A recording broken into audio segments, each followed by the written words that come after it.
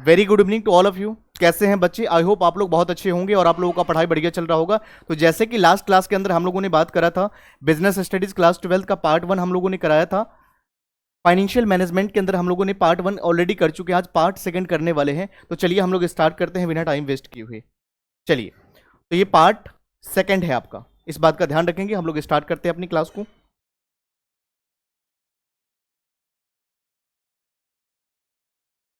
चलिए, सबसे पहले हम लोग एक बार बात कर लेते हैं, ओवरव्यू चैप्टर का ले लेते हैं, उसके बाद हम लोग डिस्कस करेंगे, स्टार्ट करेंगे अपनी क्लास को। आगे हम बढ़ेंगे कि हमें क्या क्या कंटेंट इसमें कवर करना है, उसके बारे में एक बार हम लोग पहले जान लेते थे। फाइनेंशियल प्लानिंग क्या होता है उसके बारे में हम जानेंगे अभी आगे स्लाइड में। उसके बाद ऑब्जेक्टिव्स क्या होता है, इंपॉर्टेंस क्या है इसकी।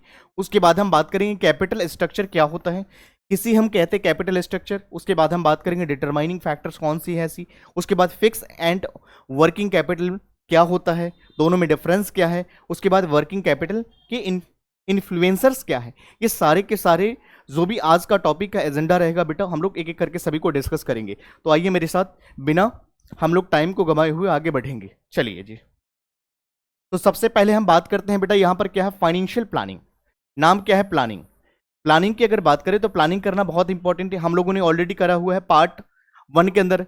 आपका जो है बिजनेस स्टडीज का क्लास 12 का पार्ट 1, उसके अंदर हम लोगों ने प्लानिंग का चैप्टर ऑलरेडी पढ़ा है। प्लानिंग का मतलब मैंने क्या बताया था कि प्लानिंग का मतलब होता है thinking in advance, thinking in before. कोई भी काम करने से पहले आप एक बार सोचते हो कि हमें क्या करना चाहिए, कैसे करना चाहिए, इसका कंसिक्वेंसेस क्या होगा, इसके बारे में डिसीजन लेते हो, विचार करते हो, हम इसको प्लानिंग करते हैं। और प्लानिंग करने से क्या होता है, आपका पर्पज क्लियर होता है, आपको अच्छी डायरेक्शन मिलती है, एक अच्छी स्ट्रैटेजीज मिलती है बेटा।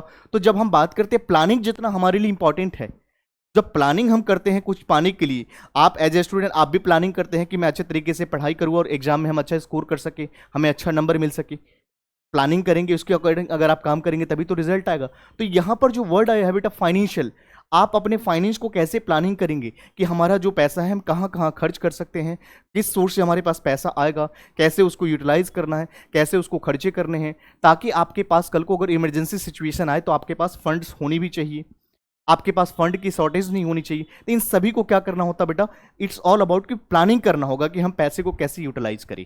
ये बहुत ही जरूरी है। अगर आप जीवन में अगर फाइनेंशियल प्लानिंग अच्छी तरीके से नहीं करेंगे तो काम आपका सही नहीं होगा और आपको परेशानी को सामना करना पड़ सकता है। तो फाइनेंशियल प्लानिंग करना बेहद इंपॉर्टेंट है, क्योंकि लाइफ अनसर्टेन है, कभी कभी भी कुछ भी हो सकता है बेटा। तो हमारी फाइनेंशियल प्लानिंग, हमारे पास सेविंग होनी चाहिए।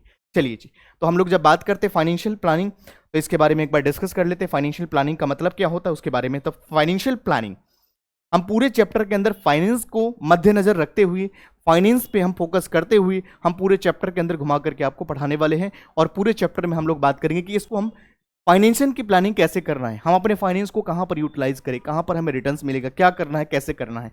चलिए, तो फाइनेंशियल प्लानिंग की अगर बात करें बेटा जी, तो यहां पर इन्वॉल्व होती है क्या चीज, deciding how much to be spend कितने हमें खर्च करना चाहिए, and on what spend it aims to strategically allocate the funds.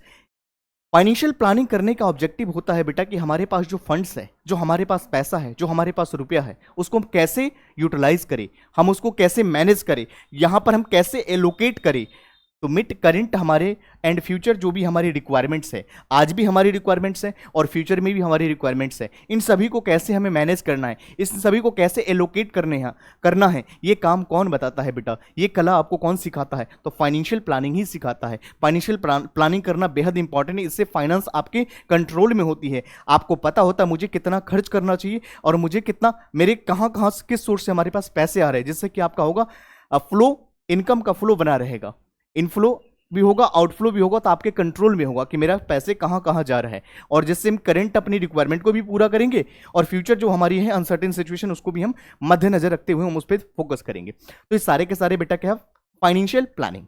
आइए हम बात करते हैं importance. Effective financial planning management ensure that the companies can achieve the it's objective. कहने का मतलब, अगर आपकी फाइनेंशियल स्ट्रैटेजीज अच्छी होगी तो कंपनी आपकी ऑर्गेनाइजेशन की गोल को अचीव करेगी, अच्छे तरीके से करेगी। तो आप एक कंपनी का फाइनेंशियल प्लानिंग एक अच्छा तरीके से स्ट्रैटेजी होना चाहिए। एक सही प्लानिंग करेंगे तो उस कंपनी का गोल को अचीव करने में हमें बहुत ज़्यादा हेल्प करती है। और उसके बाद लिक्विडिटी मेंटेन करने का मतलब होता है बेटा कितना कैश हमारे पास आ रहा है, कितना कैश जा रहा है, कितना कैश का इनफ्लो है, कितना कैश का आउटफ्लो है, ये सभी को मेंटेन करने का काम कौन करता है? It's all about financial planning, ये आपको सिखाती है। तो लिक्विडिटी को भी मेंटेन करने का काम कौन करती है बेटा? Financial planning. उसके बाद ऑप्टिमाइज प्रॉफिटेबिलिटी। बेटा जी कभी भी अगर हम बिजनेस करते हैं तो उसमें हमारा मोटो क्या होता है कि प्रॉफिट मैक्सिमाइजेशन। तो यहां पर अगर आप फाइनेंशियल प्लानिंग अच्छी करेंगे तो आपका जो प्रॉफिटेबिलिटी की अगर हम बात करते हैं, जो आपका आउटकम्स है फ्यूचर का, उसके बारे में आपको चीजें आइडेंटिफिकेशन मिल जाती है यहां से। उसके बाद हम बात करते हैं कंट्रीब्यूटिंग लॉन्ग टर्म सस्टेनेबिलिटी। तो इन सभी को क्या करते हैं? कंट्रीब्यूट करते हैं। फाइनेंशियल एक अच्छी गुड स्ट्रैटेजी से क्या कर सकते हैं आप? लॉन्ग टर्म सस्टेनेबिलिटी में भी हेल्प करती है आपको फाइनेंशियल प्लानिंग। तो ये सारे के सारे क्या था बेटा? Financial planning. आई होप आप लोगों को अच्छे से ये पॉइंट समझ में आ गया होगा। ठीक है, तो चलिए हम लोग आगे बढ़ते हैं अब।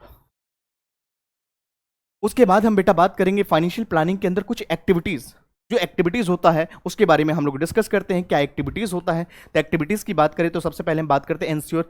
हमारे पास जो फंड्स है उसकी एबिलिटी क्या है, ये इंश्योरिटी कौन दिलाती है? Financial planning. तो आपके फंड्स, आपके पास जो फंड्स है उसको इंश्योरिटी दिलाने का काम, एबिलिटी दिलाने का काम कौन करती है बेटा? Financial planning. तो ये एक्टिविटीज जो होती है, ये एक्टिविटीज अगर आप करेंगे तो आपको, आपके पास पता होगा आपकी कि आपकी एबिलिटी क्या है फंड्स की। तो यहां पर ensure that the funds are accessible whenever needed. जब आपको फंड्स की रिक्वायरमेंट होगी तब आप उसको एक्सेस कर सकते हैं। जब आपको पैसे की रिक्वायरमेंट होगी आप वहां से विड्रॉ कर सकते हैं। तो ये सारे के सारे इंश्योरिटी कौन दिलाता है, एबिलिटी कौन प्रोवाइड करता है? Financial planning.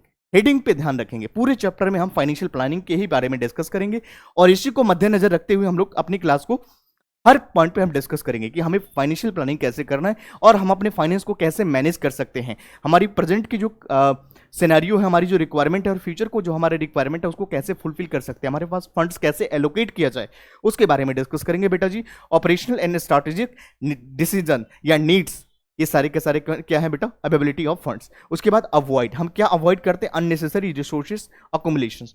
तो यहां पर हम अवॉइड करते हैं अननेसेसरी रिसोर्सेज वेस्टेज की बात करते हैं। यहां पर prevents the companies from raising access funds which leads to, अगर कंपनी की क्या होगा बेटा? यहां पर अगर फंड अगर राइज करेगी तो उससे क्या होगा? इंक्रीज कॉस्ट, कॉस्ट यहां पर बढ़ जाएगा। तो इस सारे के सारे क्या है बेटा? एक्टिविटीज है, हमने उसके बारे में डिस्कस करा। आई होप ये points, all points are clear. चलिए बेटा जी हम आगे बढ़ेंगे। चलिए एक बार हम लोग, जब हम जान ही गए हैं कि फाइनेंशियल प्लानिंग क्या होता है और फाइनेंशियल प्लानिंग करना बेहद इंपॉर्टेंट है किसी भी लेवल पे हो। अगर आप स्टूडेंट भी हो तो आपको भी फाइनेंशियल प्लानिंग करना पड़ेगा कि हमारे पास जो पैसे हैं हम उसको कहाँ पे यूज कर सकते हैं, कहाँ पे खर्च कर सकते हैं, ताकि हमारे पास कुछ सेविंग भी होनी चाहिए, कुछ हमारे पास एक्स्ट्रा पैसे भी होना चाहिए, जिससे कि आने वाली सिचुएशन में हमारे साथ कोई दिक्कत हो तो अपने पास कुछ सेविंग होनी चाहिए। तो हर व्यक्ति को फाइनेंशियल प्लानिंग करना पड़ेगा। अगर फाइनेंशियल प्लानिंग अच्छी करेंगे तो चीज़ें काम आपके अकॉर्डिंग होगा और चीज़ें सही रहेगा। समझ के बात को? तो अब हम लोग एक बार इंपॉर्टेंस की भी बात कर लेते हैं कि फाइनेंशियल प्लानिंग की इंपॉर्टेंस क्या है, इसकी महत्व क्या रही है। तो चलिए बेटा जी हम लोग बात करते हैं इंपॉर्टेंस ऑफ फाइनेंशियल प्लानिंग।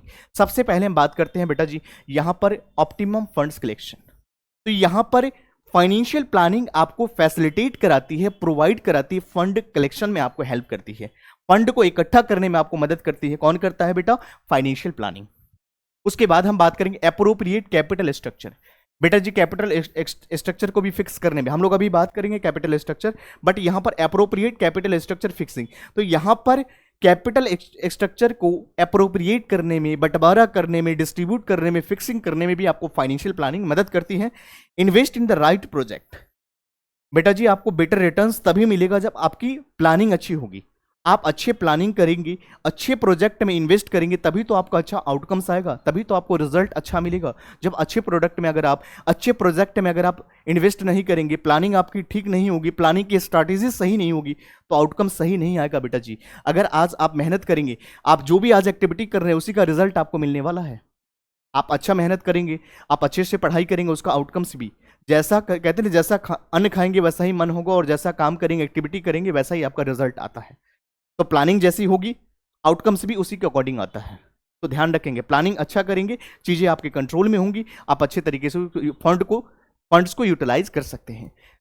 तो इन्वेस्ट इन राइट प्रोजेक्ट। उसके बाद हम बात करेंगे फैसिलिटेट ऑपरेशनल एक्टिविटीज, जो भी operational activities like day to day activities में आपको नीड होती है फंड्स को इंगेज करने के लिए, खर्च करने के लिए, वो ऑपरेशनल एक्टिविटीज में भी आपको मदद करती है financial planning.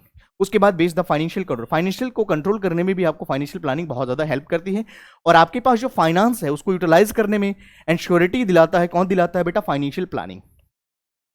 Investment financial link, यहां पर इन्वेस्टमेंट एंड फाइनेंशियल के साथ लिंक करने का काम, जोड़ने का काम फाइनेंशियल प्लानिंग करती है। और उसके बाद इन्वेस्टमेंट, ये बेटा जी थोड़ा सा रिपीट हो गया है, इस बात का ध्यान रखेंगे। ये पॉइंट्स जो है यहां पर 2 बार लिख चुकी है, तो इस बात का थोड़ा ध्यान रखेंगे। एक ही पॉइंट्स है, इन्वेस्टमेंट फाइनेंसिंग लिंक, और यहां पर जो इन्वेस्टमेंट ये रिपीट हो गया है, तो प्लीज इस बात को फोकस करेंगे, इस पॉइंट को समझ लीजिए, हो जाएगा आपका। तो इन्वेस्टमेंट फाइनेंसिंग लिंक, ये वाला पॉइंट्स को आप रिमूव कर देंगे बेटा जी। क्लियर है पॉइंट्स? उसके बाद हम बात करेंगे एड्स इन कोऑर्डिनेशन। कोऑर्डिनेशन में भी जो है एड्स का मतलब और एक्सुलेटर्स का मतलब होता है सपोर्ट करने वाली बात है। कोऑर्डिनेशन में भी आपको फाइनेंशियल प्लानिंग सपोर्ट करती है। उसके बाद कनेक्ट कर प्रेजेंट, आज की जो सिचुएशन है उसको फ्यूचर के साथ कनेक्ट करने का काम कौन कराती है बेटा जी? तो फाइनेंशियल प्लानिंग। मुझे उम्मीद है कि आप लोगों को ये चीजें समझ में आ गया होगा, मैं आगे बढ़ सकता हूं बेटा जी। चलिए हम लोग एक एक करके सभी के बारे में एक बार डिस्कस कर लेते हैं, किसका क्या है उसके बारे में हम आगे बढ़ेंगे। चलिए बच्चे, तो सबसे पहले हम लोग बात इंपॉर्टेंस की ही कर रहे हैं, तो सारे पॉइंट्स को एक बार गो थ्रू करते हैं जिससे कि हमें समझ आएगा। फैसिलिटेट ऑप्टिमम फंड्स कलेक्शन, हमने अभी हेडिंग क्या पढ़ा? Optimum fund collection. तो बेटा जी हम बात करते हैं ensure that the firms has just the right amount of fund. आपको ये क्या करती हैं बेटा जी?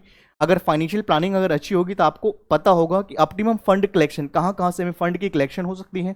तो राइट अमाउंट ऑफ फंड्स आपको कौन प्रोवाइड करता है बेटा? तो financial planning. Ensure that the firms has just the right of amount of funds. उसके बाद appropriate the capital structure fixing, यहां पर हेल्प करता है किसमें? डेब्ट एंड इक्विटी रेशियो आपको निकाले, बेस्ट डेब्ट इक्विटी रेशियो निकालने में, फाइंड आउट करने में आपको मदद करता है कौन बेटा? Financial planning. Investment in the right project, आपको ये चुनना है कि आप जो इन्वेस्ट कर रहे हैं वो प्रोजेक्ट कैसा है, उस पर कितना रिटर्न्स मिलने वाला है। तो ensure resources are allocated to viable project. तो आपको प्रोजेक्ट के भी ध्यान रखना पड़ेगा जब आप इन्वेस्ट करते हैं अपने पैसे को। फैसिलिटेट ऑपरेशनल एक्टिविटीज, यानी ये सपोर्ट करता है डेली ऑपरेशंस को, डेली एक्टिविटीज को चलाने के लिए, बिजनेस को चलाने के लिए, या ऑपरेशनल एक्टिविटीज। जब हम लोग बात करेंगे वर्किंग कैपिटल तो हम उसमें बताएंगे आपको, ये सपोर्ट करता है डेली ऑपरेशंस को भी। तो फाइनेंशियल प्लानिंग जो है सपोर्ट करती है daily operations. Base for financial control, तो यहां पर बेटा जी हम establishes the foundation for controlling finance. यहां पर आपको फाइनेंस को कंट्रोल करने में भी आपको बहुत ज्यादा मदद करती है कौन? तो फाइनेंशियल प्लानिंग। तो ये सारे के सारे पॉइंट्स हैं, कुछ और भी हैं उसके बारे में हम लोग डिस्कस करते हैं बेटा। उसके बाद हम बात करते हैं ensures efficient utilization of finance. यहां पर ये इंश्योरिटी प्रोवाइड करती है एफिशिएंट यूटिलाइजेशन ऑफ फंड्स। तो यहां पर ये क्या करता है? जो आपके पास फंड है, जो आपके पास रिसोर्स है, उसको कैसे आप यूटिलाइज कर सकते हो एफिशिएंट मोड में। Aids in the productive use for financial resource, आपके पास जो साधन है उसका 100% यूटिलाइज आप कब कर पाते हो? जब आपकी फाइनेंशियल प्लानिंग अच्छी होती है। क्लियर है पॉइंट्स बेटा जी? चलिए उसके बाद हम बात करते हैं अवॉइड्स शॉक्स एंड सरप्राइजेज। बेटा जी बिजनेस करेंगे तो चांसेस विल बी हाई कि वहां पर बहुत ज्यादा लॉस होने की चांस है, रिस्क है। जहां पर रिस्क होता है वहां पर रिवार्ड होता है। तो बिजनेस में जो सरप्राइजेज होंगे, जो अनएक्सपेक्टेड इवेंट्स हैपन होने वाले हैं, उससे आपको ओवरकम करने में या उसको मिनिमाइज करने में आपको बहुत ज्यादा मदद करती है बेटा। एक अच्छी प्लानिंग करेंगे तो उससे आपको ये हेल्प मिलेगा। Minimize unforeseen financial issues like avoid shocks and surprises. जो भी सरप्राइजेज आने वाले हैं, जो भी अनएक्सपेक्टेड इवेंट्स आने वाले हैं बेटा जी, उसको अवॉइड करने का काम कौन करता है? एक अच्छी फाइनेंशियल प्लानिंग, एक अच्छी स्ट्रैटेजीज। तो ये चीज ध्यान रखिएगा। Investment in the financial link, बेटा जी कनेक्ट करने का काम करता है। इन्वेस्टमेंट और फाइनेंशिंग का जो चॉइसेस है उन दोनों को लिंक करने का काम कौन करता है बेटा? Financial planning. बात को ध्यान रखेंगे, मैं बार बार रिपीट कर रहा हूं कि फाइनेंशियल प्लानिंग, क्योंकि चैप्टर हमें पूरे चैप्टर में फाइनेंशियल प्लानिंग को कनेक्ट करते हुए पढ़ना है। हम चैप्टर कौन सी पढ़ रहे हैं? Financial planning. तो हमें ये बात का ध्यान होना चाहिए। यहां तक के पॉइंट्स क्लियर है बेटा? चलिए उसके बाद हम बात करते हैं एड्स इन द कोऑर्डिनेशन। ये कोऑर्डिनेशन में आपको मदद करती है बेटा। तो यहां पर assist in the integrated financial activities, ये कोऑर्डिनेशन में भी आपको मदद करेगी। उसके बाद हम बात करते हैं कनेक्ट प्रेजेंट एंड फ्यूचर। आज की जो करंट प्रेजेंट सिचुएशन है उसको फ्यूचर के साथ कनेक्ट करने का काम, और फ्यूचर में जो आपका ड्रीम्स है, जो भी आपका गोल्स है, उसको पूरा करने में हेल्प करता है बेटा। कौन करता है? तो financial planning. It's all about importance of financial planning. I hope ये सारे पॉइंट्स आप लोगों को क्लियर है। मैं आगे अब मूव कर सकता हूं बेटा। चलिए आइए जी, हम लोग अब बात करेंगे बेटा यहां पर कैपिटल स्ट्रक्चर का मतलब क्या होता है। What do mean by the term capital structure? क्या समझते हैं आप कैपिटल स्ट्रक्चर का मतलब? उसके बारे में हम लोग समझेंगे बेटा। कैपिटल स्ट्रक्चर क्या होता है? हमें ये समझ आ रहा है कि एक स्ट्रक्चर है। किसका स्ट्रक्चर है? तो कैपिटल का स्ट्रक्चर है। वो स्ट्रक्चर जो कैपिटल का स्ट्रक्चर है वो कैपिटल स्ट्रक्चर कहलाते। अब एक बार हम लोग डेफिनेशन भी पढ़ लेते। Capital structure refers to proportion. यहां पर डेब्ट और इक्विटी का जो है बेटा यूज करके हम फाइनेंस बिजनेस ऑपरेशन कैसे चलाएंगे, it determines the fixing mix and company will the maintain. हम इसको क्या बोलते हैं बेटा? कैपिटल स्ट्रक्चर बोलते हैं। तो capital structure refers to the operations of डेब्ट। ध्यान रखेंगे दो बातों का, डेब्ट और इक्विटी, इन दोनों को यूज करके फाइनेंस बिजनेस ऑपरेशन को कैसे चलाना है ये डिटरमाइन करने का काम कौन करता है बेटा? कैपिटल स्ट्रक्चर करता है। तो यहां पर it determines the financial mixture that the companies will maintain, जिसको कंपनी क्या करती है बेटा जी? मेंटेन करती है। This is called capital structure. I hope ये पॉइंट्स क्लियर होगा कि capital structure refers to the proportion of डेब्ट एंड इक्विटी। डेब्ट एंड इक्विटी का यूज किया जाता है फाइनेंस के अंदर बिजनेस ऑपरेशंस को, जो डिटरमाइन करता है financial mixture of debt the company will maintain, जिसको कंपनी क्या करती है? मेंटेन करती है। हम उसको क्या बोलते हैं बेटा? कैपिटल स्ट्रक्चर कहते हैं। चलिए आगे बढ़ेंगे बेटा। उसके बाद हम बात करते हैं कि कुछ फैक्टर्स है जो डिटरमाइन करता है कैपिटल स्ट्रक्चर। ये कौन से फैक्टर्स है बेटा जी जो डिटरमाइन करता है कैपिटल स्ट्रक्चर? उसके बारे में हमें समझ आना चाहिए, उन पर हम विचार करते हैं। आइए, कैश फ्लो की पोजीशंस। सबसे पहले हम बात करेंगे कैश फ्लो की पोजीशंस। उसके बाद हम बात करेंगे बेटा DSCR मींस डेब्ट सर्विस कवरेज रेशियो। उसके बाद कॉस्ट ऑफ डेब्ट की बात करेंगे बेटा जी। उसके बाद रिटर्न ऑन इन्वेस्टमेंट ROI, बहुत सुना होगा आप लोगों ने। कॉस्ट ऑफ इक्विटी क्या होता है? टैक्स रेट क्या होता है? उसके बाद बात करेंगे फ्लोटेशन कॉस्ट किसे कहते हैं? फ्लेक्सिबिलिटी क्या होती है? फिक्स कंसिडरेशन किसे कहा जाता है? उसके बाद कंट्रोल क्या होता है? उसके बाद रेगुलेटरी फ्रेमवर्क क्या है? और उसके बाद हम बात करेंगे capital structure of other companies. कुछ और भी अदर्स कंपनी है, उनकी कैपिटल स्ट्रक्चर क्या रहते हैं उसके बारे में भी हम जानेंगे। उनकी फाइनेंशियल प्लानिंग, उनकी फाइनेंशियल रणनीति क्या है, उनकी नीति क्या है, उनकी क्या साइकोलॉजी है, इसके बारे में हम डिस्कस करेंगे। तो ये वो फैक्टर्स है बेटा, ये वो फैक्टर्स, ये वो इंपॉर्टेंट पॉइंट है जो कैपिटल स्ट्रक्चर्स को क्या करते हैं? डिटरमाइन करते हैं, प्रभावित करते हैं। एक एक करके इन सभी पॉइंट्स को हम लोग डिस्कस करेंगे। चलिए जी, मेरे साथ बने रहिए आप लोग। आइए, सबसे पहले हम बात करते हैं बिजनेस के अंदर कैश की फ्लो की पोजीशन। तो यहां पर अगर हम बात करिए, ऐसा फैक्टर्स है बेटा जो कैश की फ्लो को क्या करता है? Cash flow position determine the organization ability. ये क्या करता है? ऑर्गेनाइजेशन की एबिलिटी को इंश्योर करता है to handle the financial obligation. ये भरोसा देता है कि जो ऑब्लिगेशन है उसको कैसे हैंडल करना है, कैसे टैकल करना है, कुछ कैसे उस सिचुएशन से बाहर आना है। ये कौन सिखाती है बेटा? Cash flow of the positions. आपके पास कैश होगा तभी तो आप आने वाली सिचुएशन से आप लड़ेंगे। आपके पास पैसे तो होनी चाहिए। जब आपके पास वो चीज होगा ही नहीं, जब आपके पास कैश नहीं होगा, जब आपके पास फ्लो नहीं होगा, तो आने वाले जो भी आपका आउटकम्स है, जो भी सिचुएशन इवेंट होने वाले हैं, तो उसको कैसे आप टैकल करेंगे, कैसे ऑब्लिगेशंस को पूरा करेंगे, ये चीज हमें कौन बताता है? Cash flow positions. डेब्ट सर्विस कवरेज रेशियो की बात अगर करें हम बेटा DSCR, तो मेजर करती है firms capacity to service in डेब्ट। ये वो चीज होती है बेटा जो फॉर्म्स की कैपेसिटी को शो करती है कि डेब्ट को कैसे, सर्विस को कैसे मेंटेन करती है। उसके बाद हम कॉस्ट ऑफ डेब्ट की बात करें तो expense incurred for borrowing impacting the profitability. कहने का मतलब ये वो खर्चा होता है बेटा जब आप बोरोइंग करते हैं तो उसके दौरान इसको ऐड किया जाता है, वो खर्चा जोड़ा जाता है जिससे आपकी प्रॉफिटेबिलिटी पे इंपैक्ट आता है, यानी प्रॉफिट मार्जिन कम हो जाता है। क्लियर है पॉइंट्स? ROI की बात करें तो हायर ROI, जब रिटर्न ऑन इन्वेस्टमेंट ज्यादा होगा तो आपका एडिशनल डेब्ट बढ़ेगा, यहां पर डेब्ट एडिशनल हो जाएगा। कॉस्ट ऑफ इक्विटी की बात करें, expense of equity financing is higher than the डेब्ट ऑफ कॉस्ट। तो यहां पर कॉस्ट ऑफ इक्विटी की बात करते हैं, एक्सपेंस ऑफ इक्विटी फाइनेंसिंग, ये हम क्या होता है? एक्सपेंस ऑफ इक्विटी फाइनेंसिंग, जिसको हम यूज करते हैं हायर देन द डेब्ट कॉस्ट। ये क्या होता है? आपका डेब्ट का कॉस्ट से बढ़ जाता है, हम उसको कहते हैं बेटा कॉस्ट ऑफ इक्विटी। उसके बाद हम टैक्स रेट की बात करें, अफेक्ट द एडवांटेजेस ऑफ डेब्ट। ये जो डेब्ट है आपके, उसके एडवांटेजेस को अफेक्ट करता है, जिसकी वजह से क्या होता है? Tax deduction interest. तो यहां पर क्या हो जाता है? टैक्स डिडक्टेबल इंटरेस्ट हो जाता है। यहां पर टैक्स क्या हो जाता है? डिडक्ट हो जाती है इंटरेस्ट से। चलिए, उसके बाद फ्लोटेशन कॉस्ट का मतलब क्या होता है, cost related to issuing of new securities. जब आप मार्केट के अंदर नया सिक्योरिटीज को जब बेटा जी आप इश्यू करते हैं, उसके अंदर जो कॉस्ट इन्वॉल्व होती है हम उसको क्या बोलते हैं, फ्लोटेशन कॉस्ट इन्फ्लुएंसेस चॉइसेस, ये चॉइसेस को इन्फ्लुएंस करता है। फ्लेक्सिबिलिटी की अगर हम बात करें बेटा, तो capital structure should be allowed adjustment in the financial need. तो यहां पर अगर हम बात करते हैं बेटा फ्लेक्सिबिलिटी का मतलब, तो capital structure should allow for adjustment in financial needs. तो ये क्या करती है, कैपिटल स्ट्रक्चर जो होता है अलाउ करते हैं किसको, एडजस्टमेंट ऑफ जो आपकी फाइनेंशियल नीड्स है उसको एडजस्टमेंट करने में कौन, ये हेल्प करता है फ्लेक्सिबिलिटी। तो फ्लेक्सिबिलिटी का मतलब चेंज होती रहती है। रिस्क कंसिडरेशन रहता ही है, risk high risk option often necessities conservative डेब्ट लेवल। कहने का मतलब पैसे की बहुत ज्यादा जरूरत है, लोन लेना बहुत ज्यादा जरूरत है, नेसेसिटीज का केस है, तो वहां पर ज्यादा रेट ऑफ इंटरेस्ट भी होगा, फिर भी आपको लेना पड़ेगा। सामने वाले को पता है कि आपको लोन की जरूरत है, बिना लोन लिए आपका काम चलेगा नहीं, तो उस कंडीशन में आपकी नेसेसिटीज वाली कंडीशन है, तो वहां पर ज्यादा रेट ऑफ इंटरेस्ट भी होगा और आपको लेना पड़ेगा। तो high risk often necessities conservative डेब्ट लेवल्स। उसके बाद कंट्रोल की बात करें तो issuing new equity dilute ownership. तो इससे क्या होता है बेटा, नया जब हम इक्विटी अगर यहां पर क्या करते हैं, इशू करते हैं, तो डिल्यूट ओनरशिप यहां पर डिल्यूट हो जाती है। उसके बाद रेगुलेटरी फ्रेमवर्क की अगर हम बात करें बेटा, तो compliances with the legal regulations. यहां पर हम बात करते हैं बेटा कंप्लायंसेस लीगल रेगुलेशंस की बात करते हैं, हम लीगल यहां पर फ्रेमवर्क की बात करते हैं बेटा।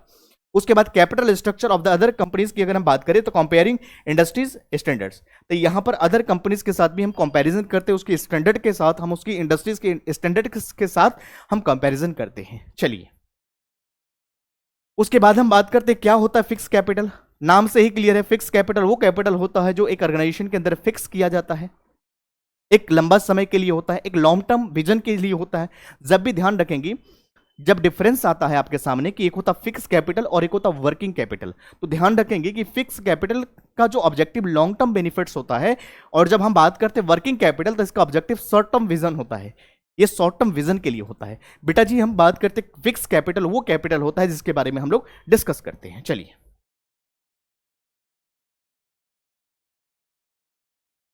आइए, तो हम बात करते हैं डेफिनेशन क्या है। तो fix capital is the allocation of forms capitals. Fix capital is the allocation of forms capital to long term. ये ध्यान रखिएगा, लॉन्ग टर्म की हम बात कर रहे हैं, प्रोजेक्ट और assets. It includes the funds invested asset that have long term implication of the organization. मैंने अभी आपको बताया इसका ऑब्जेक्टिव क्या है, लॉन्ग टर्म इसका विजन होता है। तो जब भी अगर हम बात करते हैं फिक्स कैपिटल, तो allocation of the forms capital to a long term project, हम लॉन्ग टर्म प्रोजेक्ट के अंदर इन्वेस्ट करते हैं बेटा जी, और इसका ऑब्जेक्टिव क्या होता है, जिससे क्या होगा, एक ऑर्गेनाइजेशन को लॉन्ग टर्म विजन को इंपैक्ट देता है, हम उसको कहते हैं कैपिटल फिक्स कैपिटल। क्या यहां तक के पॉइंट्स क्लियर है? Fix capital is the allocation of forms capital as to long term project और एसेट्स। जब हम लॉन्ग टर्म प्रोजेक्ट में और एसेट में इन्वेस्ट करते हैं, हम उसको कहते हैं fix capital. It includes the funds invested in the assets. यहां पर हम इन्वेस्ट करते हैं किसके अंदर, एक एसेट के अंदर, डेट जो क्या करते हैं बेटा, लॉन्ग टर्म विजन के अंदर एक ऑर्गेनाइजेशन को इंपैक्ट देता है, हम उसको कहते हैं फिक्स कैपिटल। चलिए आगे बढ़ेंगे। उसके बाद हम बात करते हैं impact affecting the requirements of fix capital. Fix capital के रिक्वायरमेंट्स को अफेक्ट करने वाला ऐसा कौन सा फैक्टर्स है, उसके बारे में हम लोग डिस्कस करते हैं। तो सबसे पहले नेचर ऑफ द बिजनेस, बिल्कुल सही बात है। एक बात का ध्यान रखेंगे, हमने अकाउंट्स के अंदर आप लोगों को बताया था कि दो तरह का एक्सपेंडिचर होता है, एक होता है कैपिटल एक्सपेंडिचर, एक होता है रेवेन्यू एक्सपेंडिचर। कैपिटल एक्सपेंडिचर वो एक्सपेंडिचर होता है जिसका बेनिफिट्स एक साल से ज्यादा में आपको मिलती है, हम उसको कैपिटल एक्सपेंडिचर बोलते हैं। फिर हमने बताया था कैपिटल एक्सपेंडिचर को हम कहां पर लेकर के जाते हैं, बैलेंस शीट में लेकर के जाते हैं, क्योंकि कैपिटल नेचर के होते हैं, इसका बेनिफिट एक साल से ज्यादा में हमें मिलती है। बट रेवेन्यू नेचर की ट्रांजेक्शन जो होती है, हम उसको P&L अकाउंट में एडजस्ट करते हैं। रेवेन्यू नेचर का मतलब क्या होता है, रेवेन्यू एक्सपेंडिचर क्या होता है, जिसका benefits with in one accounting year के अंदर उसको अगर आप कंज्यूम कर लेते हैं, हम उसको क्या कहते हैं, रेवेन्यू एक्सपेंडिचर। एग्जाम्पल के लिए हम ले सकते हैं, रिपेयर कराया आपने, मेंटेनेंस कराया, छोटा मोटा खर्चा कराया, तो ये रेवेन्यू नेचर के होते हैं बेटा, समझ गए। तो यहाँ पर बिजनेस की अगर हम बात करें, साइज की बात करें, तो ये भी डिसाइड करता है कि आपका विजन लॉन्ग टर्म है या शॉर्ट टर्म है। अगर शॉर्ट टर्म है तो वहाँ वर्किंग कैपिटल की हम बात करते हैं, उसको अफेक्ट करता है। बट हम जब बात करते हैं लॉन्ग टर्म विजन की, तो कहीं ना कहीं बिजनेस की साइज भी जो है इंपैक्ट करता है बिजनेस के नेचर के ट्रांजेक्शन को। तो ध्यान रखेंगे यहाँ पर बिजनेस के नेचर की हम बात करें, उसके बाद scale of business, production technique, technology upgradation की बात करते हैं। टेक्नोलॉजी अगर जब अपग्रेड हो जाती है, जब मार्केट में नया टेक्नोलॉजी लॉन्च हो जाती है, तो पुरानी टेक्नोलॉजी की डिमांड कम हो जाती है, वो मार्केट से रिमूव हो जाती है बेटा। तो नया टेक्नोलॉजी और साथ में अपग्रेडेशन आएगा, वो चीज़ें बहुत ज़्यादा इंपैक्ट करता है। उस प्रोजेक्ट में अगर आप इन्वेस्ट करते हैं तो आपको मार्केट में ज़्यादा रिटर्न्स मिलेगा, ठीक है। उसके बाद ग्रोथ प्रोस्पेक्ट की हम बात करते हैं, डाइवर्सिफिकेशन की हम बात करते हैं, एबिलिटी ऑफ फाइनेंस की बात करते हैं बेटा, और उसके बाद हम बात करते हैं कोलैबोरेशन लेवल क्या होते हैं। ये वो फैक्टर्स है बेटा जो फिक्स कैपिटल के रिक्वायरमेंट्स को अफेक्ट करने में मदद करती हैं। हम उसके बारे में एक एक करके सभी को डिस्कस करते हैं। चलिए आइए, सबसे पहले हम बात करते हैं नेचर ऑफ बिजनेस। बिजनेस की नेचर की अगर बात करें बेटा तो determine the organization ability to handle financial obligation. Business की नेचर की बात करें तो ये डिटरमाइन करता है कि ऑर्गेनाइजेशन की एबिलिटी क्या है जिससे वो हैंडल कर सकते हैं फाइनेंशियल ऑब्लिगेशंस। अगर स्केल की बात करें, स्केल का मतलब तो ये बात आपको समझ में आ गया। नेचर ऑफ द बिजनेस की अगर हम बात करें तो यहां पर एक ऑर्गेनाइजेशन का एबिलिटी क्या है, कैसे आने वाले जो भी उनकी अनएक्सपेक्टेड सिचुएशन है और जो भी सिचुएशन में जो उनके ऑब्लिगेशंस है, जो उनके ड्यूज है, कैसे उसको हैंडल करेंगे, कैसे उनको टैकल करेंगे, ये एबिलिटी कौन सिखाता है बेटा? Nature of the business side. और ये फाइनेंशियल प्लानिंग आपको बताती है। स्केल ऑफ द बिजनेस की बात करें बेटा तो measure the forms capacity. Scale of business वो इंस्ट्रूमेंट होता है जिसके थ्रू हम मेजर करते हैं फॉर्म्स की कैपेसिटी पर सर्विस इट्स डेप्ट। उसके बाद प्रोडक्शन टेक्निक का मतलब क्या होता है? Expenses incurred from the boring impacting the profitability. ये एक्सपेंस वो एक्सपेंस होता है जो इनकर्ड किया जाता है ब्रोइंग के दौरान, जिससे क्या होता है? प्रॉफिटेबिलिटी पे इंपैक्ट आता है। उसके बाद टेक्नोलॉजी अपग्रेडेशन की बात करें बेटा जी तो higher ROI, return on investment allow the additional डेप्ट। तो ये अगर आरओआई अगर ज्यादा होगा तो इससे क्या होगा? एडिशनल डेप्ट में आपको हेल्प करेगी। चलिए उसके बाद हम बात करते हैं ग्रोथ की प्रोस्पेक्ट क्या होता है? Rapidly growing business require more fix capital. सीधी सी बात है, अगर आपकी ऑर्गेनाइजेशन ग्रोथ वाले सिनेरियो में है, ग्रोथ वाले कंडीशन में है, तो बहुत ज़्यादा आपको पैसे की रिक्वायरमेंट पड़ सकती है। बिजनेस को अगर एक्सपेंड करना चाहते हैं, अगर बिजनेस को अगर आप एक्सपेंशन मोड में लाना चाहते हैं तो वहां पर आपको पैसा लगाना पड़ेगा। Expend and their infrastructure, production and inventory. तो यहां पर अगर आपको ग्रोथ वाले सिचुएशन में जाना है तो आपको ज़्यादा फंड की रिक्वायरमेंट पड़ सकती है। इसलिए फाइनेंशियल प्लानिंग करना बेहद इंपॉर्टेंट है कि आपको कैसे क्या करना है, आपको फंड्स को कहाँ यूटिलाइज करना है, आपके पास कुछ पैसे होना भी चाहिए रिजर्व में, ताकि जब ये आपका ग्रोथ प्रोस्पेक्ट है, बिजनेस आपकी ग्रो कर रही है, पैसे की नीड पड़ सकती है ना, पैसे लगाएंगे तभी तो यहाँ पे आपका आगे चीजें बढ़ेगी। चलिए उसके बाद डाइवर्सिफिकेशन का मतलब क्या होता है बेटा जी, उसके बारे में डिस्कस करते हैं। Companies expanding their products range. यहां पर companies expanding their product range need additional fix capital. तो यहां पर हम बात करते हैं बेटा प्रोडक्ट रेंज की बात करते हैं, जहां पर कंपनी को जरूरत पड़ती है additional fix capital to establish the facility and buy equipments. जब आपके पास इक्विपमेंट्स होगा, जब न्यू प्रोडक्ट्स होगा, तभी तो उसको बना पाएंगे, तभी तो डाइवर्सिफाई कर पाएंगे। तो यहां पर आपको फिक्स कैपिटल की जरूरत पड़ती है एडिशनल। एबिलिटी ऑफ फाइनेंस की अगर बात करें बेटा जी तो हमारे पास क्या होना चाहिए? एबिलिटी, हमारे पास फंड्स अवेलेबल होना चाहिए। तो when financing options easily accessible, firms can invest more fix asset and expansion. ज्यादा से ज्यादा क्या करेंगे? यहां पर इन्वेस्ट करेंगे। जब हमारे पास फंड्स की अवेलेबिलिटी ही नहीं होगा, हमारे पास फंड्स ही नहीं है, तो हम क्या करेंगे? इन्वेस्ट ही नहीं कर पाएंगे तो हमें रिटर्न कैसे मिलेगा? तो मार्केट में हमारे पास ये भी चीजें होना जरूरी है, इसके लिए हम फाइनेंशियल प्लानिंग करते हैं। कोलैबोरेशन लेवल की अगर हम बात करें बेटा यहाँ पर तो क्या होता है? पार्टनरशिप और कोलैबोरेशन में reduce the fix capital. Collaboration की जब हम बात करते हैं तो फिक्स कैपिटल रिक्वायरमेंट्स को कम कर देती है। Resources are shared. कोलैबोरेशन की अगर बात करें तो आपने नाम सुना होगा हुंडई और किया मोटर का नाम सुना होगा। तो पहले जो है इंडियन कंपनी है आपकी, अगर हम बताएं हुंडई जो है इंडियन कंपनी है, और यहाँ पर किया मोटर्स जो है ये फॉरेन कंपनी थी। यहाँ पर क्या हुआ, जब किया मोटर मार्केट में आए, किसका रिसोर्स का यूज करा? अब एक बात बताओ, अगर आप, मैं सिंपल एग्जांपल के थ्रू मैं समझाने का प्रयास कर रहा हूं कोलैबोरेशन लेवल के बारे में। पहले एक बात समझिए, अगर आप नया मार्केट में नया बिजनेस को स्टार्ट करते हैं तो आपको कस्टमर बनाना पड़ेगा, कस्टमर का ट्रस्ट को जीतना पड़ेगा। कस्टमर में बहुत सारे मार्केट के अंदर बहुत सारे चैलेंजेस हैं, उन सभी को फेस करना पड़ेगा।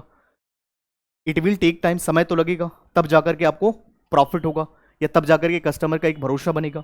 बट यहां पर क्या हुआ है, हुंडई जो है, हुंडई का जो कंपनी जो है मोटर का जो है, और यहाँ पर किया मोटर का जो है, किया मोटर को बनी बनाई उनका सब कुछ रिसोर्सेस मिल गया, कस्टमर्स भी मिल गया, सब कुछ रिसोर्स उनका ले लिया। इससे क्या हुआ, उनको कम समय में ज़्यादा ग्रोथ कर पाए। रीजन बिहाइंड कि सब कुछ उनका उन कंपनी का ही ले लिया, जिससे क्या होगा, इनका बेनिफिट ये हुआ कि इनको ज़्यादा स्ट्रगल करना नहीं पड़ा, उनका रिसोर्स का यूज़ करके उनके बने बनाए कस्टमर मिल गए इनको, जिससे कि बहुत तेज़ी से ग्रो कर गए मार्केट में। तो कोलैबोरेशन के अंदर क्या होता है बेटा, जो चीज़ यहाँ पर रिसोर्सेज के लिए उनको खुद नहीं स्ट्रगल नहीं करना पड़ा, ऑलरेडी सब कुछ बना हुआ था कि हुंडई कंपनी का मोटर्स का, और उसका रिसोर्स का यूज करके ये बहुत ज्यादा मार्केट में आगे बढ़ गए। तो कोलैबोरेशन लेवल की जब हम बात करते हैं बेटा, तो कोलैबोरेशन के केस में क्या होता है, रिड्यूस हो जाता है आपका फिक्स कैपिटल और requirements of the resources are shared.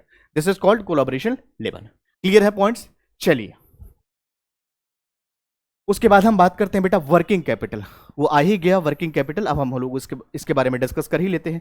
Working capital नाम क्या है, वर्किंग कैपिटल, काम करने के दौरान जो खर्चा आपको एलोकेट करना होता है और जो आपको चाहिए होता है डे टू डे ऑपरेशंस को चलाने के लिए, डे टू डे बिजनेस की एक्टिविटीज को चलाने के लिए आपको जो पैसे की जरूरत पड़ती है, जो फंड्स की रिक्वायरमेंट पड़ती है बेटा, हम उसको बोलते हैं वर्किंग कैपिटल। नाम क्या, वर्किंग, कंटिन्यूअसली आपको चल रहा है, यहां पर काम प्रोसेस में है, तो यहां पर आपको पैसे की जरूरत पड़ सकती है। तो working capital refers to funds needed for day to day operations. बेटा जी यहां पर ये है day to day operations, daily basis पे अगर बिजनेस चलाने के लिए आपके पास फंड्स होनी चाहिए ना, ये कौन सिखाता है, फाइनेंशियल प्लानिंग। फाइनेंशियल प्लानिंग होगी तभी तो आपको पता होगा कि मेरे बिजनेस चलाने के लिए डेली बेसिस पे हमें चाहिए पैसे, फंड्स आर अवेलेबल। अगर रहेगा फंड्स हमारे पास अवेलेबल तभी तो हम एलोकेट कर पाएंगे, उस बिजनेस को हम चला पाएंगे। ये रिप्रेजेंट करता है बेटा current assets requirements and meet करता है शॉर्ट टर्म लायबिलिटीज।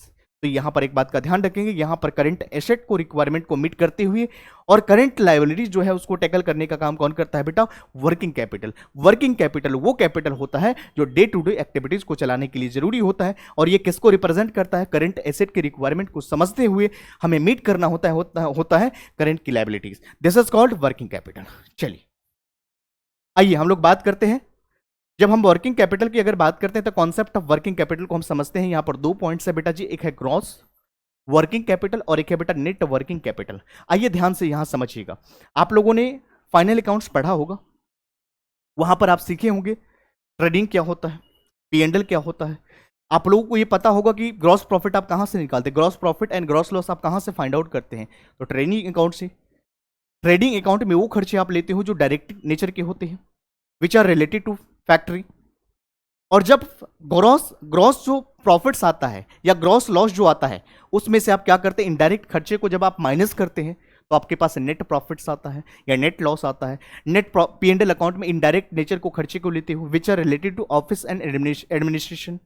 तो जब ग्रॉस प्रॉफिट में से जब आप इनडायरेक्ट खर्चे को डिडक्ट करते हो तो आपके पास क्या आता है, नेट प्रॉफिट आता है ना। तो यहां पर बेटा नेट वर्किंग कैपिटल की बात करें तो difference between current asset and current liability. बेटा जी current asset minus current liabilities, इन दोनों का डिफरेंस आपका नेट वर्किंग कैपिटल कहलाएगा। आई होप आपको ये पॉइंट समझ में आ गया होगा।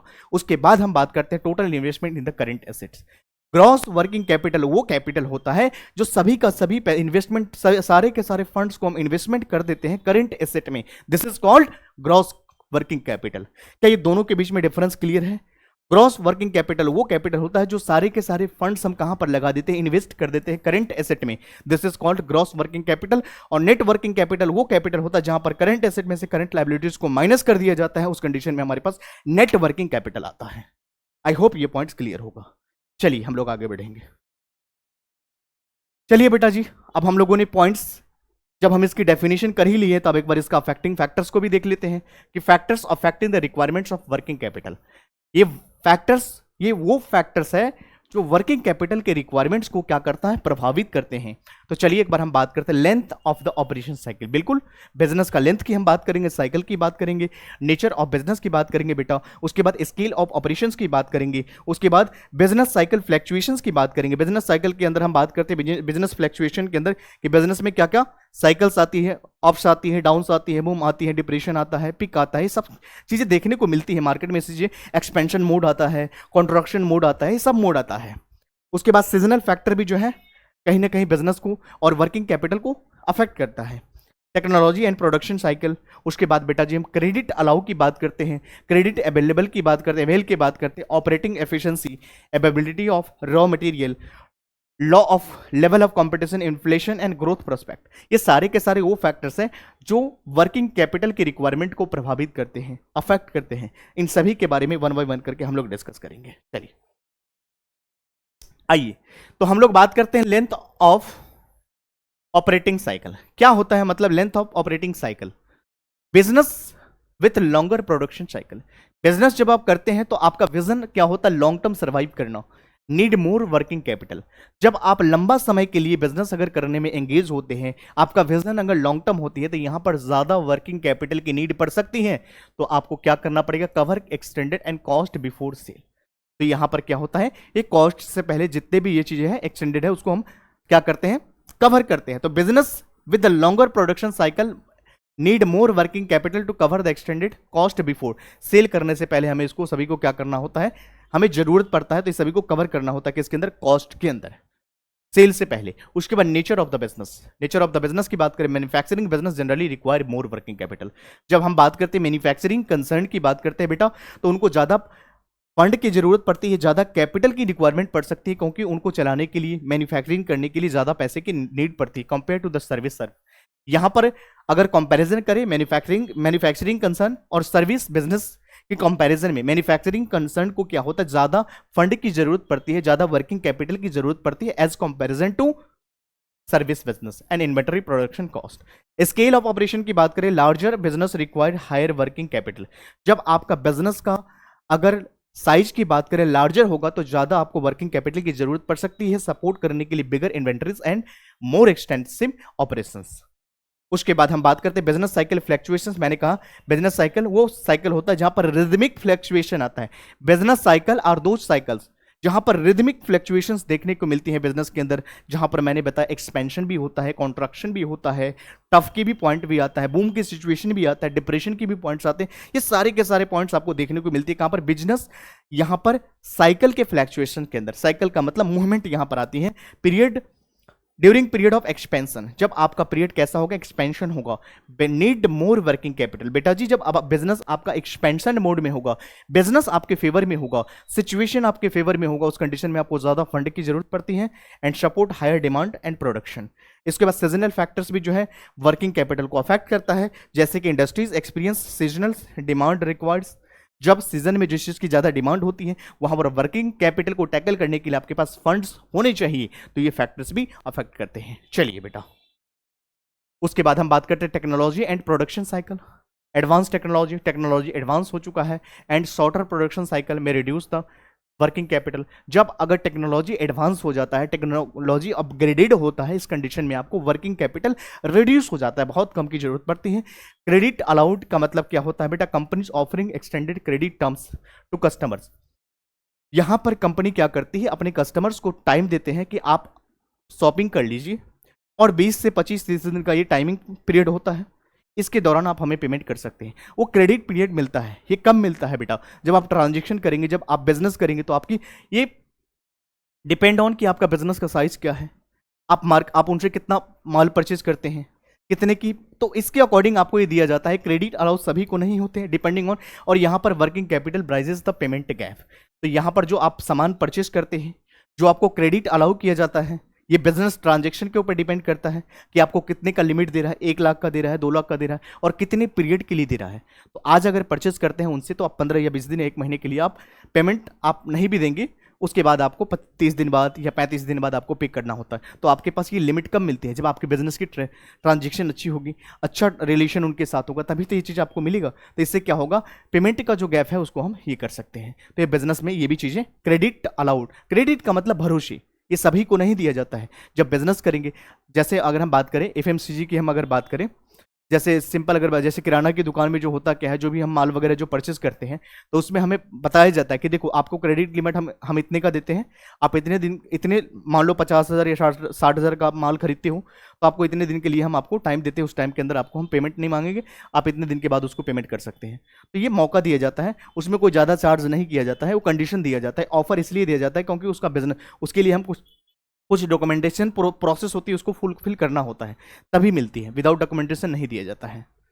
क्रेडिट अवेल का मतलब हम बात करेंगे, more credit available from the suppliers can reduce the need of working. देखो जब हमारे पास सप्लायर से बहुत ज़्यादा फंड्स आ जाती हैं, तो इससे वर्किंग कैपिटल हम कम कर सकते, सीधी सी बात है। मार्केट से हमारे पास पैसा आ गया, तो हमारे पास वर्किंग कैपिटल यहाँ पर क्या कम भी हो सकता है, तो यहाँ पर and forms can delay the payment delay कर सकते हैं। ऑपरेटिंग एफिशिएंसी क्या होता है, efficient operation reduce the need of working. यहाँ पर अगर एफिशिएंट ऑपरेशन, आपकी ऑपरेशन बिजनेस की अच्छी है, तो इससे वर्किंग कैपिटल कम हो सकती है, और capital expenses as wasted minimize. तो यहाँ से क्या हो सकता है, जो कैपिटल जो एक्सपेंसेस जो है वो वेस्ट आर मिनिमाइज, वो बहुत ज़्यादा कम होगी। उसके बाद अवेलेबिलिटी ऑफ रॉ मटेरियल की बात करें तो easy and reliable access to raw material lower the need for high working capital. जब आपके पास क्या कह रहा है यहाँ पर कि ईजी एंड रिलायबल एक्सेस, आप इजीली तरीके से इसको रिलायबल कर सकते हो, एक्सेस कर सकते हो raw material, lower the need of high working capital. जब आपको क्या होगा, बहुत ज़्यादा हाई वर्किंग कैपिटल की जरूरत होगा, उस कंडीशन में क्या होगा, लोअर रॉ मटेरियल हो सकता है उसका प्राइस की अगर हम बात करें तो इजीली तरीके से आप कर सकते हैं एक्सेस, कहाँ पे, अवेलेबिलिटी ऑफ रॉ मटेरियल के अंदर। ये भी किसके हेल्प से, वर्किंग कैपिटल।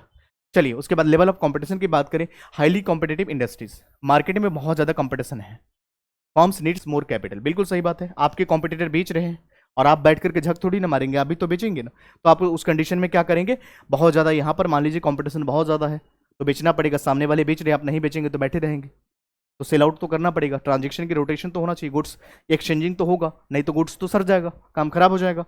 उसके बाद हम बात करते हैं keeps with the quick turnover and promotion. तो यहाँ पर कॉम्पिटिशन जब बढ़ती है तो हमें ज़्यादा पैसे की रिक्वायरमेंट पड़ सकती है।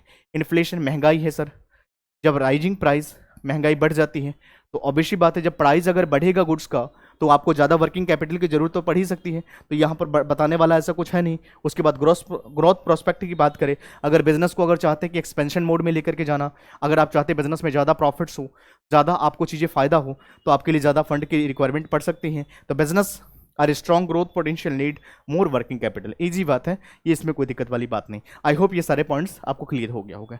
चलिए बेटा जी, आज की क्लास को अगर हम लोग एक बार रिकैप कर लेते हैं कि पूरी आज की जो भी एजेंडा था, जो भी आज की क्लासेस था, उसके अंदर हम लोगों ने क्या बात करा, उसके बारे में एक बार डिस्कस करते हैं बेटा, रिकैप ले लेते हैं, एक बार माइंड में हम मैपिंग कर लेते हैं। चलिए, तो हम लोगों ने सबसे पहले बात करा, जो टॉपिक था आज का, फाइनेंशियल प्लानिंग।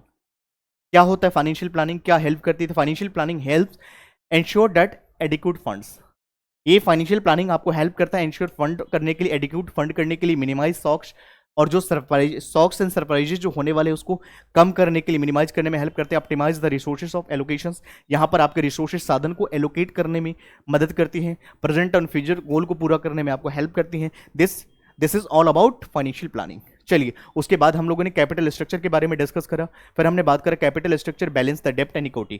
कैपिटल स्ट्रक्चर वो स्ट्रक्चर होता है बेटा जी जहां पर हम डेप्ट और इक्विटी को बैलेंस करने का काम करते हैं। उसके बाद हमने बात करा ये इंपैक्ट करता है कॉस्ट को, कंट्रोल को, इंपैक्ट कॉस्ट, इससे कॉस्ट में इंपैक्ट आता है, उसके बाद कॉस्ट को हम कंट्रोल करते हैं। उसके बाद हम बात करते हैं रिस्क की बात करते हैं। उसके बाद अगर effective planning ensure that the optimal resource allocations, अगर आपकी प्लानिंग इफेक्टिव मोड में रहेगा, अच्छे तरीके से आपकी स्ट्रैटेजी सही होगा, इस तरह से क्या होगा, आपके पास जो भी साधन है, रिसोर्सेज, उसकी एलोकेशन आप अच्छे तरीके से यूटिलाइज कर पाओगे। वर्किंग कैपिटल के बारे में हम लोगों ने डिस्कस करा। वर्किंग कैपिटल वो कैपिटल होता है जिससे मेंटेन कर सकते हो स्मूथ डेली ऑपरेशंस और सपोर्ट कर सकते हो शॉर्ट टर्म फाइनेंशियल नीड्स को। बेटा जी, मैंने अभी आपको बताया कि फिक्स कैपिटल के अंदर क्या होता है, लॉन्ग टर्म विजन को ध्यान में रखना होता है। बट जब हम बात करते हैं शॉर्ट टर्म की, तो शॉर्ट टर्म की वर्किंग कैपिटल की, तो वर्किंग कैपिटल के अंदर शॉर्ट टर्म आपका विजन इन्वॉल्व होती है। आई होप ये पॉइंट्स क्लियर होगा। और need the adopting two factors like credit terms and business cycle, ये सभी के सभी आज के क्लास का टॉपिक था बेटा जी। आज के क्लास के अंदर मैंने आपके जो पार्ट 2 के अंदर जो है फाइनेंशियल मैनेजमेंट के चैप्टर के अंदर जो भी पार्ट्स था, हमने सभी को खत्म करा डाला। दो पार्ट में हमने कराया, सारे कॉन्सेप्ट को करा डाला। आप सभी लोग इसको अच्छे से पढ़ाई करोगे। कोई भी आपका अगर डाउट्स होता है, कोई भी क्लास से रिलेटेड अगर टॉपिक होता है, तो आप मुझे कमेंट सेक्शन में बताइए और मुझे ज़रूर बताइए कि सर आपको क्लास कैसा लगा। बाकी हम लोग अगली क्लास में मिलते हैं नया उत्साह के साथ, उमंग के साथ और अच्छी नए टॉपिक के साथ हम लोग अगली क्लास में मिलते हैं। यहाँ तक पढ़ाई करिए बेटा, बाकी we will discuss in next class. Thank you so much, bye bye, take care.